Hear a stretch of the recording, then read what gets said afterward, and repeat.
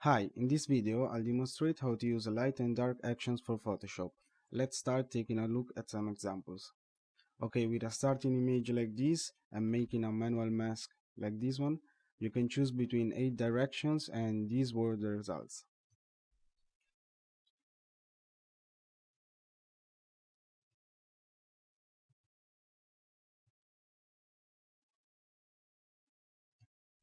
And this was the result after a bit of customization and applying the color correction group. Now let's take a quick look at some other examples.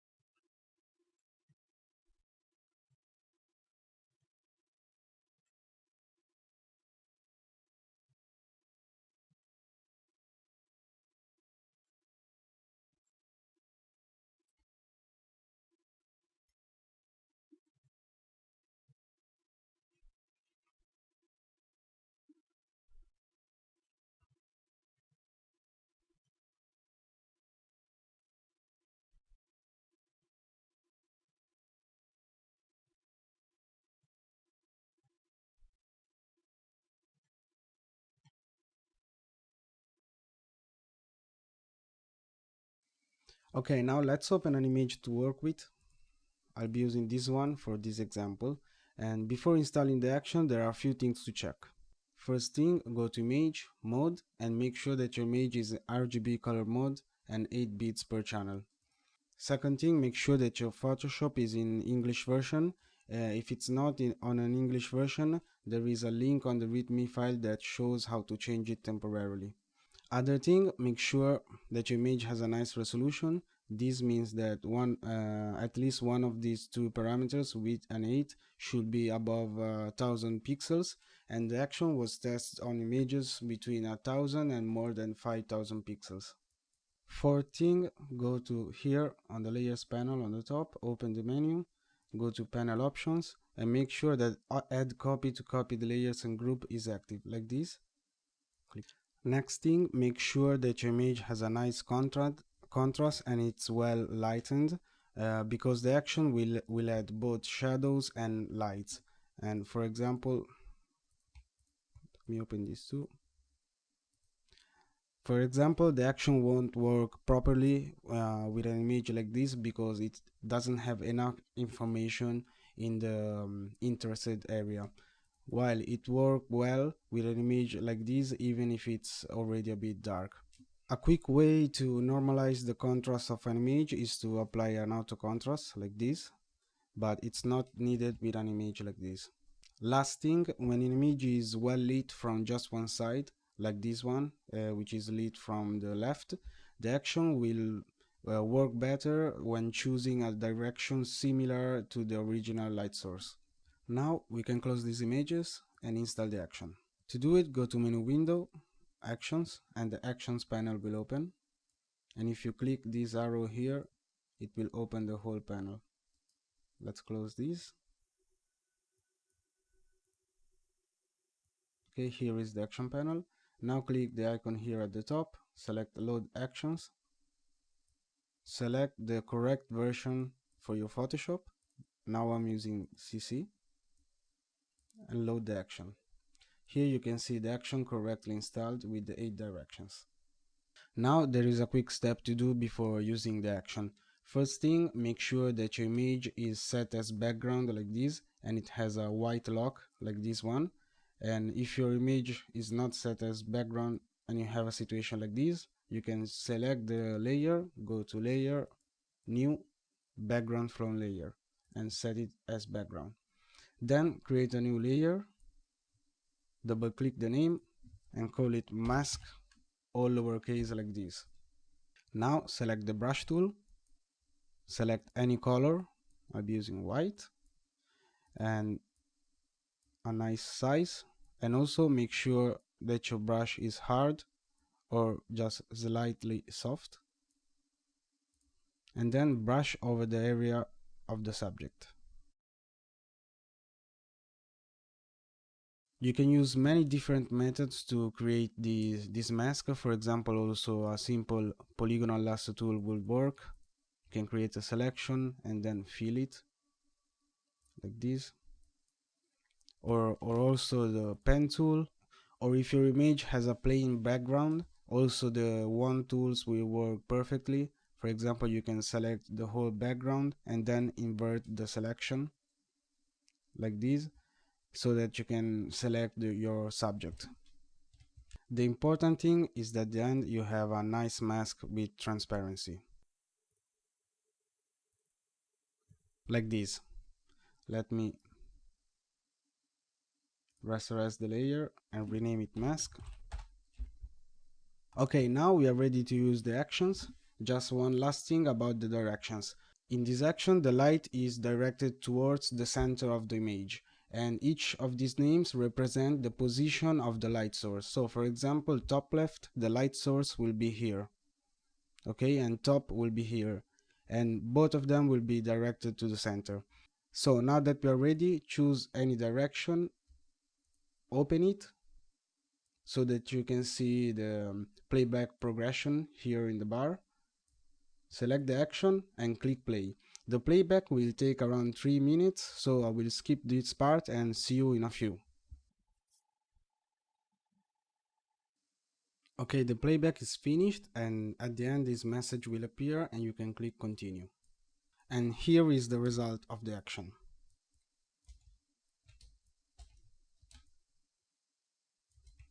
Usually most images needs a bit of quick customization to get out the best of them.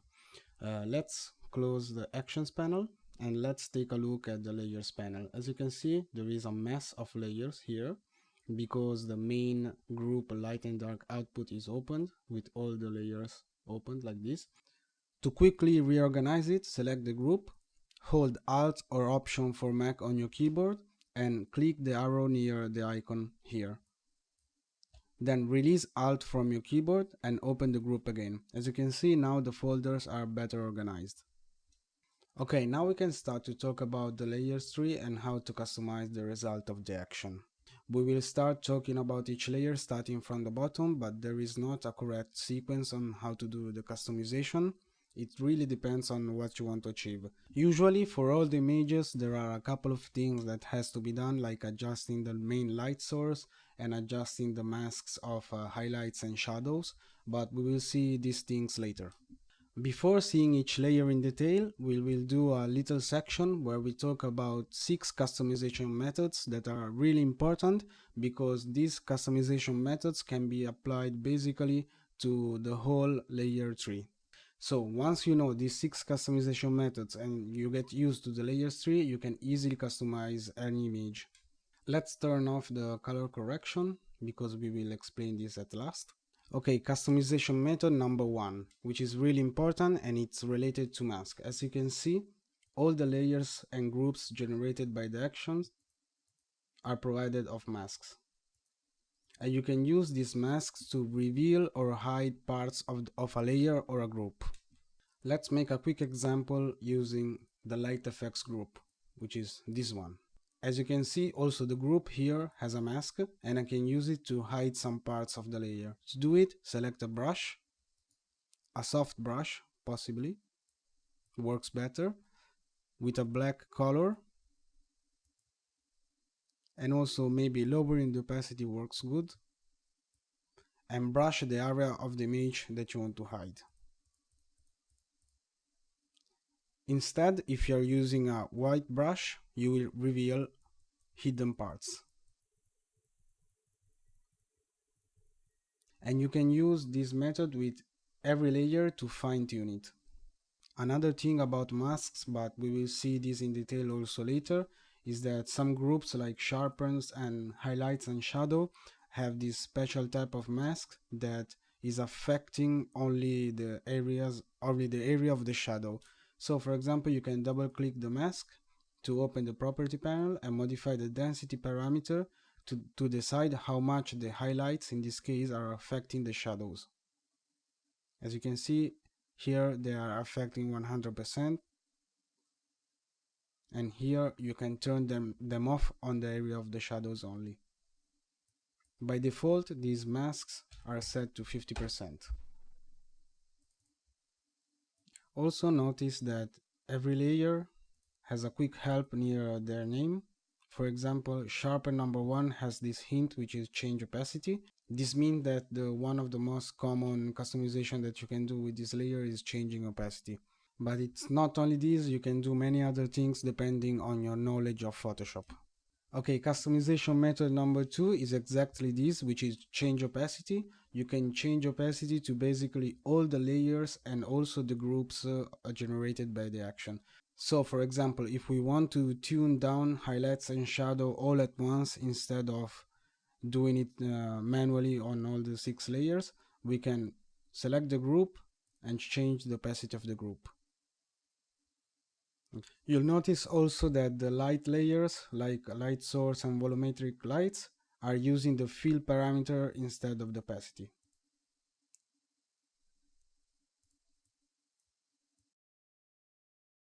Customization method number 3 are blending modes, and basically you can experiment by changing the blending modes of all the layers. When seeing each layer in detail, the best working blending modes for each layer will be suggested. Okay, customization method number 4, which is change color. Many of the layers generated by the action have an option to change their color. For example, let's take a look at light source. If we expand the layer, you can see that it has a color overlay layer style that you can use to customize the color. To do it, double click the color overlay and it opens. Then double click the thumbnail here and choose your color.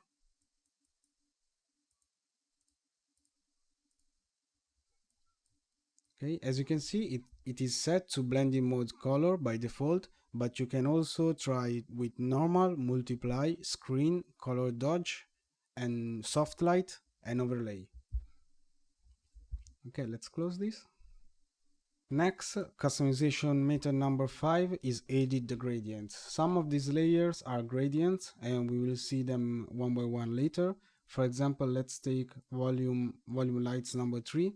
This is a gradient that can be edited, and here basically you can customize everything, starting from the gradient itself to its scale. And these two are the parameters that you are going to use the most. Usually it's not a good idea to change the angle, but you can change the style and also reposition the gradient. To do it, you must open the gradient panel here, then drag the gradient on the image.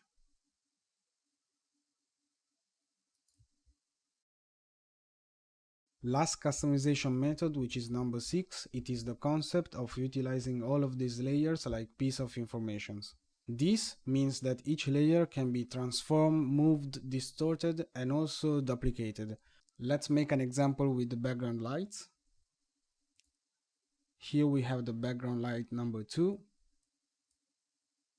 which is this one. And I could use this light to create a secondary light here on the corner.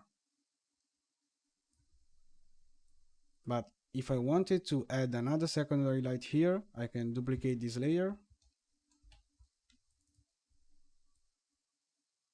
and add a second light here. Okay, now that we know these 6 important customization methods, we can start talking about each layer starting from the bottom. Okay, the first layer of the main group is black background, which is the main base on which the image works and should always stay untouched. But you can change the color from black to another dark tone, for example a dark blue, to achieve a different kind of effect. And to change the color, you just need to double click the thumbnail of the solid color adjustment layer here, change the color and press OK. Next we have the reveal background layer, And if the background of the image has something nice to be shown, this layer will reveal it. To use it, you can unhide it. And the background is considered to be the part of the image that was not defined by the layer mask that we defined at the beginning. And basically you can unhide this layer to activate it, and then modify its opacity to make it more or less visible. And also, if needed, experiment with different blending modes. And also here, like for all the rest of the layers of the tree, you can edit the mask. If you want to watch the mask, hold Alt on your keyboard and click the mask channel, and you can see the mask.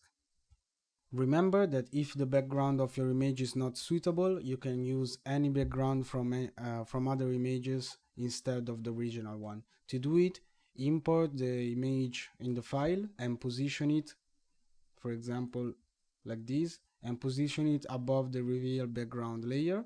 Next thing that you need to do is to copy the mask from reveal background to the new background. To do it, hold Alt or Option on your keyboard and drag the mask to the new layer. Like this. As you can see now, the mask is cloned, and we can hide reveal background and use the new layer as a reveal background layer. Now let's take a look at the group background lights. First, let's hide all these groups above. Okay, the background lights usually are the layers that you customize at last during a customization phase. There are 3 layers inside the main group, which are 3 gradients, and only background light number 2 is visible by default, which is this one. And these 3 layers can be used as a secondary light source in the background. Now that we have seen the 6 basic customization methods, editing these 3 layers is very easy. What you can do is edit the mask, paint on the mask to reveal or hide parts of the layer, change the opacity. And also, if you are working with a reveal background layer, trying different blending modes can give interesting results. You can also change their color from color overlay and experiment with different blending modes. And also edit the gradient. So for example, this is a radial gradient. I can move it around,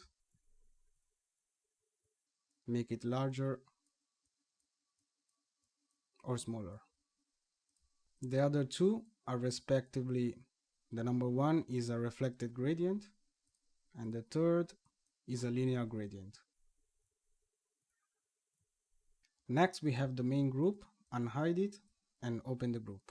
This is the main group of the image, and it is also the area defined by the layer mask. Okay, the first layer of the group is main, which is this one, and basically it's the subject, and the editing of this layer is important because it is the main layer. What you can do here is change the opacity, or also use the mask channel. As you can see, by default the mask channel is muted. To unmute it, hold Shift on your keyboard and click it. As you can see, the mask now is unmuted. If you want your subject to completely disappear in the dark on one side, an easy way to achieve it is to paint the mask of the main layer. To do it, select the mask and a black brush, soft black brush, and paint the areas that you want to hide. Using a lower opacity works best here. Let's reveal this part. Okay, next thing, if you want to add some color to your subject, you can unhide the main color layer, and here you can modify the opacity of the layer, and like for all the other layers, also edit the mask, and also try different blending modes.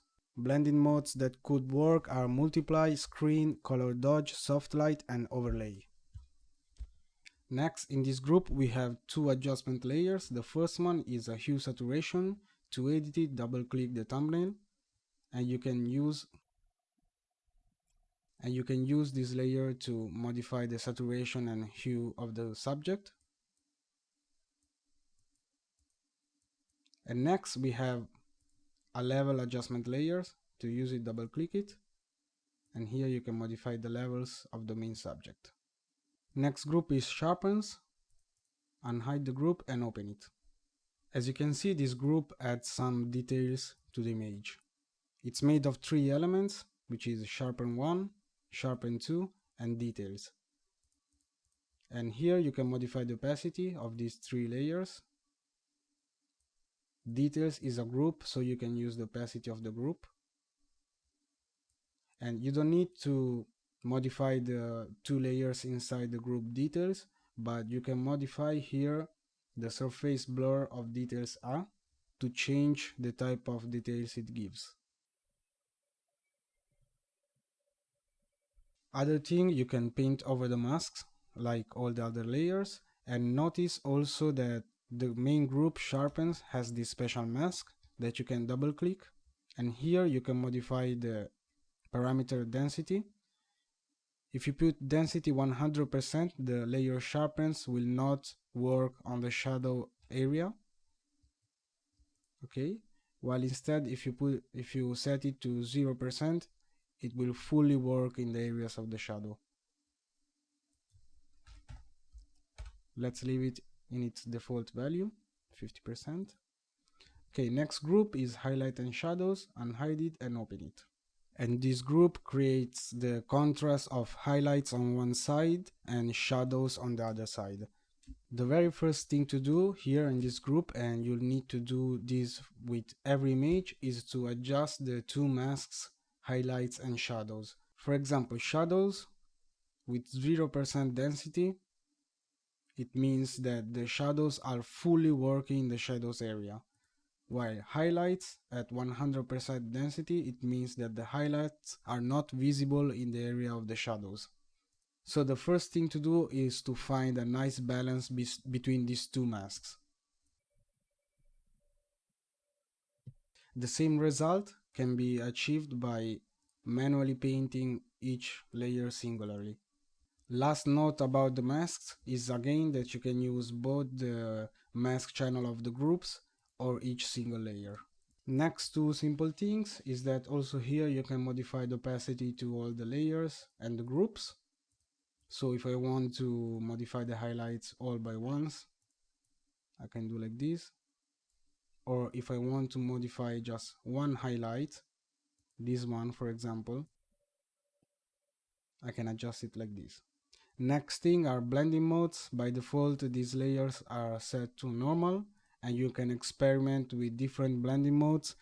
Use lightening blending modes for the highlights and darkening blending modes for the shadows. Then you can edit the gradients of shadow number 2 and shadow number 3, which has these 2 layers. There are 2 different type of gradients, and you can totally customize them. Next, you can modify the inner shadow layer style of the shadow number 1, and the parameters that you're going to use the most are distance and size. Last thing is that you can modify the bevel and emboss of the highlights layers. To do it, double click one of them, and the parameters that you're going to need the most here are depth, size and soften. So let's try to make highlight 1 smaller.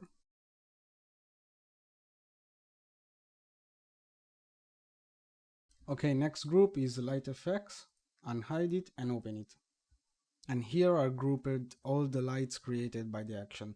Starting from the bottom, we have 2 highlight blurs, and these 2 layers create a soft blur only in the area of the highlights. And to edit them, you can modify their opacity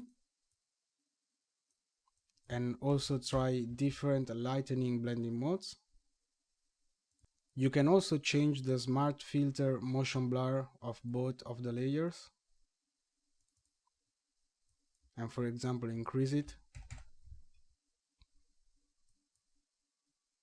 Also notice that on some images it's better to use only one of these layers instead of 2. Next we have the main volumetric lights group. which is this one, and it's made of 3 layers. The basic customization that you can do here is to modify the fill and not the opacity, because the fill works better when using layers similar to lights. And the first thing you need to do here is to find a nice balance between the fill values of these 3 layers. Next thing are the blending modes, and here there is plenty of combinations of blended modes that work with these 3 layers and that can give different results. By default, starting from the bottom, these layers are set to screen, linear dodge, linear dodge.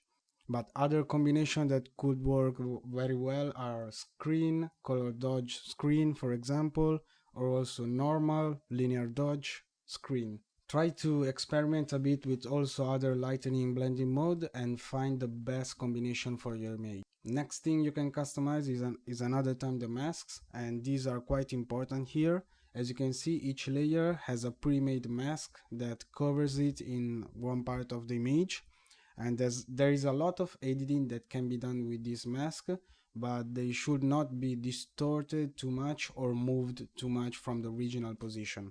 For sure, you can paint on them to reveal or hide parts of the mask, and you can also invert them.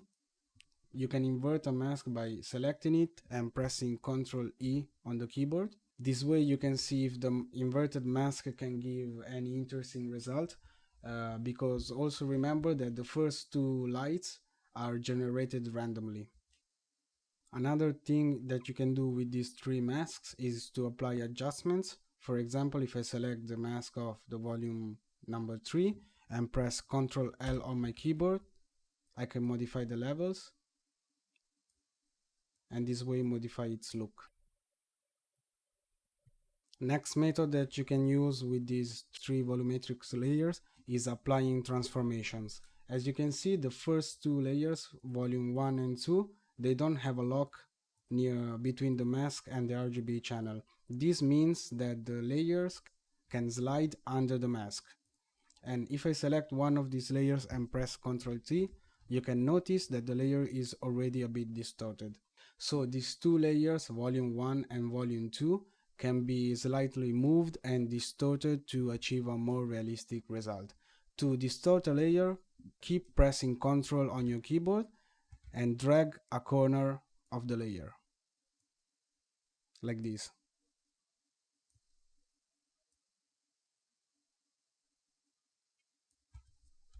And you can do the same thing for the volume lights number 2. Also, if you drag the midpoint, you will apply a skew.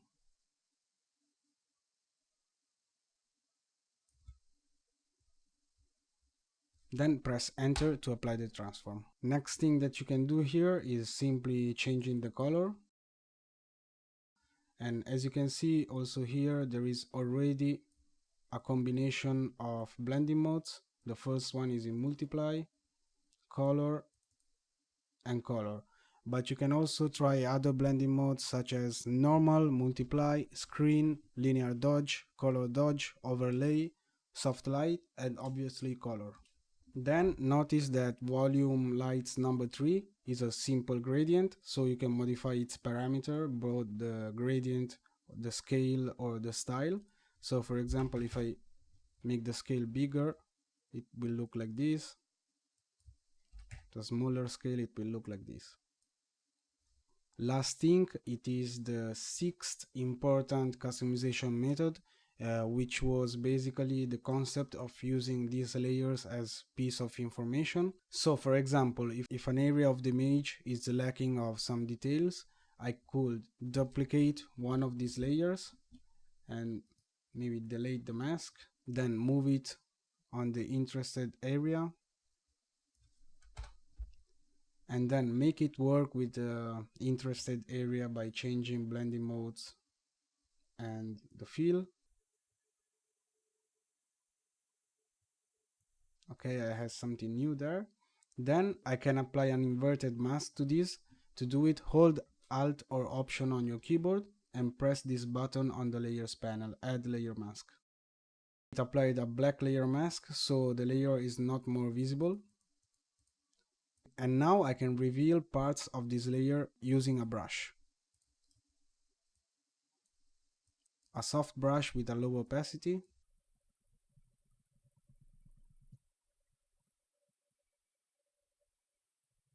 Okay, as you can see, I added some details in that area. Next, let's check light source, which is the last layer of this group. And light source is the main light source, which is this one. And also here you can modify the fill, try different lightening blending mode like color dodge, screen, lighten, overlay, soft light. Other thing that you can do with this layer, as you can see also this one is not connected to the mask, it's not locked. So you can select it, press Ctrl T or Command T on your keyboard and move it around. Usually this light works better when positioned outside of the canvas. And if you make this light very large, it will make the main element look like surrounded by the light, and it will give a nice effect. As for all the other layers, also here you can modify the mask. By default, this layer has a white mask because usually this light is positioned away from the main element. But if you need to position the light near the main subject, a nice thing to do is to apply one of the masks of the volumetric lights. For example, let's open the volumetric lights. Let's choose the mask of volumetric lights number 3. Keep pressing Alt on your keyboard and drag the mask to the light source. Click yes. And as you can see, now also the light source is masked.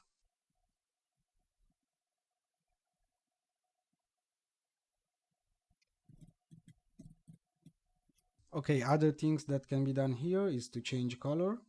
And here is the same thing as for the volumetric lights. And also you can change the Gaussian blur. Here, double click the Gaussian blur and you can make it more blurred or less blurred. Next subgroup is overlay effects. Unhide it and open it. Starting from the bottom, there is the fog layer, which is this one. And here you can modify opacity, experiment with different blending modes, and edit the mask. Next we have the subgroup particles. Open it, and here the particles are generated randomly, and there are 6 layers. Only 3 are visible by default. The other 3 are a variation of the first layer. So for example, particle 1 doesn't suit your needs, particle 1b could be better. Also you can blend all of these 6 layers together. And also here you can apply the standard customization methods. Modify the opacity, edit the masks, and also change the color. And here the blending modes that works are very similar to the one of the lights. And at last we have Vignetting, which is hidden by default, and grain. And also here you can modify the opacity of the two, also experiment with different blending modes, and edit the masks. For what regards the vignetting, you can also double click the thumbnail to change the color. And also another thing about the vignetting is that it works best if the part of the image where there is the light source is masked. So for example, this is the mask of the vignette. I take a black brush and brush over this area to reveal this part. So the light is free to enter inside the picture. Okay, last layer of the main group is post effects. Unhide it and open it. This group is very simple to use. The first 3 layers are simple contrast adjustment layers, and you just need to use to change the opacity to tweak them. The first one, with the first one you can increase or decrease the amount of shadows in the image.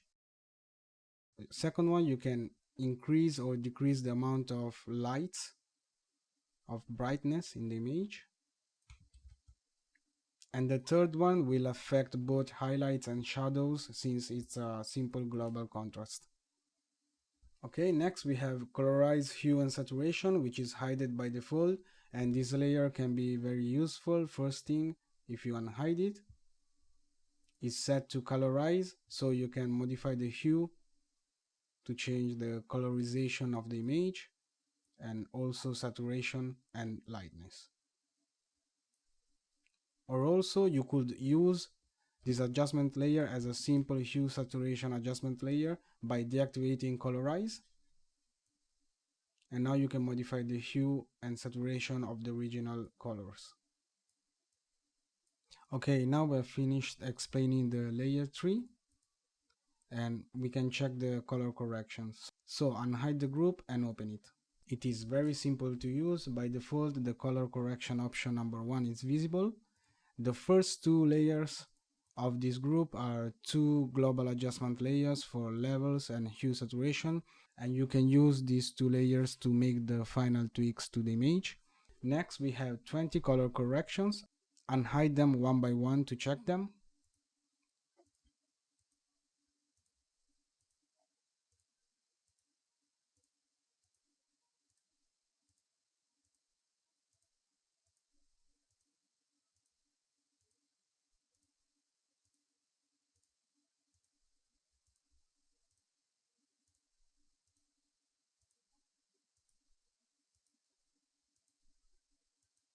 And the last 5 are black and white options.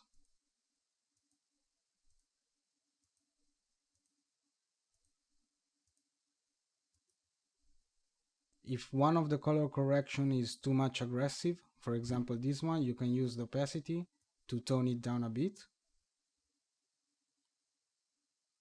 And also using the same method, you can mix two different color corrections together, for example. And also another thing that works very well sometimes is to have a colorized image here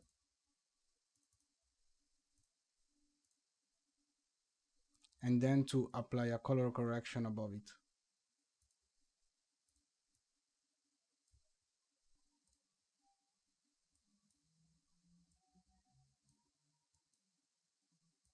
And that's all for this guide. Thank you for watching.